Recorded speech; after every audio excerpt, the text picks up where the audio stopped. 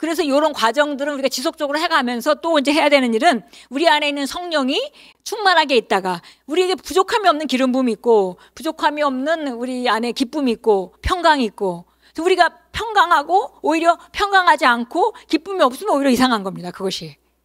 왜냐하면 우리에게 새로운 주신 생명이 그런 것이 생명의 본질이기 때문에 하나님의 나라는 먹고 마시는 것이 아니라 희락과 화평과 평강입니다. 그래서 희락과 화평과 의와 이것이 바로 우리의 삶의 방식이에요. 그리고 그 주님께서 이것이 우리 뜻이라고 그랬죠. 우리를 향한 하나님의 뜻이다. 우리가 항상 기쁨 가운데 감사 가운데 항상 주님과 교통하며 살아가는 거. 이것이 하나님 주신 우리 삶의 방식입니다. 그래서 이제 이렇게 틀을 마련하는 거는 시간이 좀 걸린다 하더라도 또 순간순간 우리가 해야 될 일이 있습니다. 첫째는 성령을 소멸하지 않는 것이고 두 번째는 성령을 근심하지 않게 하는 것입니다. 그분이 인격체시기 때문에 우리 안에서 소멸될 수도 있고 그 다음에 우리 안에서 근심할 수도 있어요. 그래서 우리가 소멸된다 그러면 소멸은 그냥 우리가 불이 꺼지는 걸 소멸이라고 말하기 때문에 그러면 우리가 성령이 우리 안에서 없어진단 말인가? 그건 아니죠. 우리가 그 에베소 6장에서 악한 자의 화전을 소멸하고를 나누면서 배웠습니다. 이것이 같은 종류의 소멸, 같은 언어로 되어 있다는 거.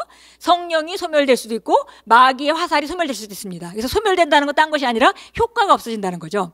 성령께서 우리에게 감동을 주셨는데 우리가 그 감동에 반응하지 않고 우리가 그 감동을 그냥 무시해버렸어요. 그러면 그 성령이 하신 일이 효과가 없어진 거니까 그 분야가 소멸된 거죠. 그래서 성령의 감동에 늘 우리가 움직이는 삶이 되는 것이 소멸하지 않는 방식입니다. 그래서 자 데살로니가 전서 5장 19절 우리 같이 한번 읽겠습니다. 성령을 소멸하지 말라. 그랬습니다. 그래서 보니까 그 근심하게 하지 말라도 이제 나와 있는데요. 그 에베소 4장 30절입니다. 함께 같이 읽겠습니다. 하나님의 거룩한 영을 슬프게 하지 말라. 너희가 그로 인해 구속의 날까지 인치심을 받았느니라. 그러니까 이거는 보니까 성령을 소멸하지 말다 하는 건 뭐냐면 감동이 왔는데 하나님의 개별적으로 나에게 은혜를 주셨는데 그거를 효과가 없게 만들어버리는 거죠. 그러니까 어떤 감동을 주셨어요. 감동을 주셨는데 우리가 항상 첫 번째 감동은 성령님이 주신 것이고 두 번째 논리적으로 따지는 것은 마귀가 주는 것이다. 뭐 이렇게 얘기를 많이 하잖아요. 근데 감동이 왔는데 이론을 따지면서 그걸 그냥 무시해버렸어요. 그럼 성령의 역사가 소멸된 거죠. 그래서 성령의 역사를 소멸하지 말아야 되고 두 번째는 근심하지 않는 것입니다. 거룩한 영을 슬프게 하지 말라. 이것은 우리가 범죄했을 때도 슬퍼하고 우리 안에 계신 성령님이 슬퍼하고 또 한 가지는 뭐냐면 우리가 충분히 믿음을 발휘할 수 있는 위치임에도 불구하고 그 믿음을 우리가 발휘하지 않고 살아가는 삶은 성령을 슬프게 하는 삶입니다.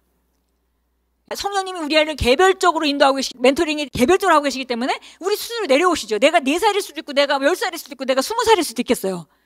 근데 내가 4살인데 하나님께 성령께서 나한테 20살을 요구하지는 않으세요.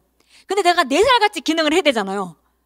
근데 4살같이 기능을 안 해. 1살같이 기능을 하고 있어요. 이것은 우리 안에 있는 성령님을 슬프게 하는 일입니다. 여기서 보니까 근심하게 하는 거죠. 히브리서 3장 10절 말씀 우리 같이 읽습니다. 그러므로 내가 그 세대에 대하여 노여워하게 말하기를 그들은 항상 마음이 미혹되어 내 길들을 깨닫지 못하였느니라 하였으며 노여워하였다. 이것이 바로 성령께서 근심하셨다, 슬퍼하셨다 이런 단어로 되어 있습니다. 그래서 보니까 항상 마음이 미혹되어서 내 길을 깨닫지 못하고 항상 미혹이라는 건 뭐냐면 이 사람이 몰라서가 아닙니다. 알만한데 지금 알만한 능력이 있는데 눈이 딴 것에 초점을 가지고 있다 보니까 이것이 지금 어두워져가지고 우리가 여기까지 그 로마서 1장 22절에서 말했던 것 같이 어두운 상태가 돼버렸어요. 그러면 주님께서 우리 안에 계신 성령께서 슬프신 거죠. 마음이 괴로우신 거죠. 근심하는 겁니다. 그래서 기본적으로 우리 틀을 마련하는 건 지속적으로 한다 하더라도 순간순간 이 두 가지 소멸하지 않고 근심하지 않게 하는 것 이거는 우리가 두 가지를 잘하면 되죠. 내 믿음만큼 내가 믿음을 발휘하고 살아가고 그리고 항상 믿음으로 우리가 기능하는 사람으로 살아가고 그다음에 성령의 감동을 주셨을 때 그것을 무시하지 않고 우리가 반응하고 그걸 듣고 우리가 그분의 마음을 존중할 때 그분의 음성을 존중할 때 우리는 우리 심령은 항상 어두워지지 않습니다. 그런데 너무 감사한 것은 뭐냐면 그럼 우리가 어떤 수준에 도달해야만 그런 일이 일어나느냐 그게 아니죠. 우리 생각 속의 상상이 변화되는 것만큼 삶이 달라지니까 결국 전체적으로 계속 삶이 변하는 것이 발견될 것입니다. 그래서 우리 삶이 이미 영광에서 영광으로 전진하게 됩니다.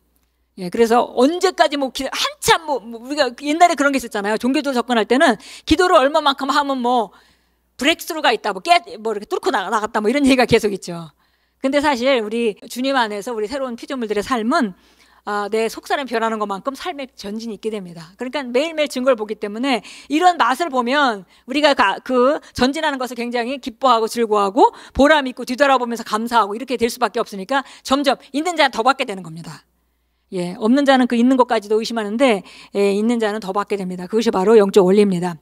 예, 그래서 이제 우리가 이런 기본 틀을 마련하고 부족한 것이 아니고 하나님 쪽에 문제가 있는 것이 아니다. 전파는 계속 오고 있는데 지금 라디오가 문제가 있어요.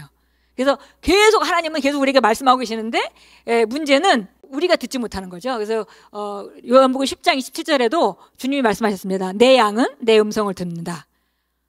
중요한 거는 음성을 주님이 말씀하고 있느냐 못 듣느냐의 문제가 아니라 내가 하나님의 양이냐의 문제고, 내가 주님의 양이냐의 문제고, 주님의 양이가 확실하다면은 그 다음에 나머지 문제는 뭐냐면 그 들은 거를 내가 캐치하지 못하는 나의 문제죠. 그분이 말씀 안 하시는 거의 문제는 아닙니다. 그래서 기본적으로 우리가 기본 틀을 마련한 다음에는 이제 그런 틀 가운데 내 수준 안에서 최고의 성령과 동행하는 삶을 살려면 그 다음에 충만함을 일으키는 것이 이제 중요한 거죠. 그래서 성경 두 구절을 여러분이 잘 압니다. 예, 에베소서 5장 18절, 19절, 20절까지, 21절까지 같이 읽겠습니다.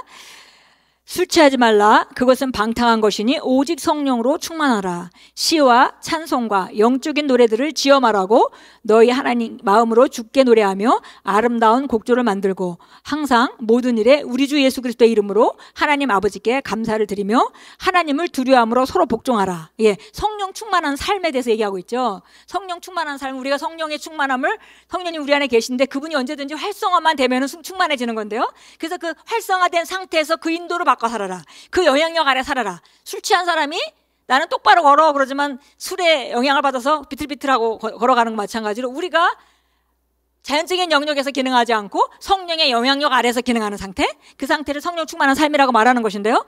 오직 성령의 충만함을 받으라. 그래서 성령 충만케 되는 방식이 나와 있습니다.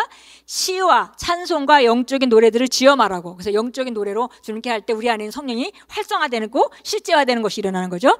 너희 마음으로 주께 노래하며 아름다운 곡조를 만들고 항상 모든 일에, 그래서 우리가 경배하는 삶이 우리 안에 있는 성령을 활성화시키는 굉장히 중요한 키라는 걸 우리가 알 수 있겠고요. 그 다음에 모든 일에 감사하는 거. 예, 우리가 앞에 했어요. 감사하는 거. 이 감사하는 거는 바로 성령께서 우리에게 충만하게 역사하게 만드는 방식입니다. 어떤 사람이 감사하는 삶을 놓치고 감사가 없어지면은, 기쁨이 없어지면은 사단이 그 사람의 삶 가운데 들어가서 역사하는 것은 쉬운 일입니다. 반대로 우리가 감사하는 삶을 놓치지 않고 기쁨으로 사는 삶을 놓치지 않으면은 마귀가 우리 삶 가운데 역사할 수가 없어요. 그래서 우리가 아침마다 우리가 선택할 때 감사와 기쁨을 말하고 승리의 삶을 말하는 겁니다. 예, 우리가 계속 이걸 습관적으로 하다 보면 나는 내 상상 안에서, 내 구상 안에서 승리하는 삶을 그리게 되죠. 그리고 기쁨과 감사라는 것을 우리가 장착시키게 되면, 그러면 그런 삶 가운데 전진은 저절로 나타나게 돼 있어요. 어려운 일이 아닙니다. 사실 간단한 거예요. 그래서 아침마다 눈 뜰 때마다 감사와 기쁨으로 살기를 결단하고 그런 모드로 들어가고, 그 다음에 오늘 승리하기로 결단하는 거, 이것은 정말 너무 중요한 일이죠. 그리고 우리가 삶에 나가서 존중하는 삶을 사는 겁니다. 현장에 나가서는. 이 몇 가지 요소만 가지고 있으면 우리가 하나님을 두려워함으로, 하나님을 경외함으로 서로 복장하라 그랬어요. 자, 골로새서 3장 16절. 네. 골로새 3장 16절 한번 보겠습니다. 우리가 성령에 대해서, 성령의 충만함을 말하면 이 두 성경 구절을 항상 얘기하죠. 그리스도의 말씀이 모든 지혜로 너희 안에 풍성히 거하게 하되 시와 찬송과 영적인 노래로 서로 가르치고 권면하며 나의 마음속에서 은혜로 주께 노래하고 또 말에 있어서나 행실에 있어서나 무엇을 하든지 모든 것을 주 예수 이름으로 하고 그를 통하여 하나님 앞에 감사를 드리라. 말 똑같습니다. D가. 제가 D까지 읽었는데요. 똑같습니다. 그래서 주님께 감사하고, 감사하는데 두 가지가 있었죠. 기억해야 된다. 그분이 우리 삶 가운데 하신 일을 우리가 기억하고, 또 한 가지는 그분이 그리스도 예수 안에서 이미 하신 일. 표현을 이렇게 했습니다. 모든 것을 주 예수 이름으로 하나님께 감사하라.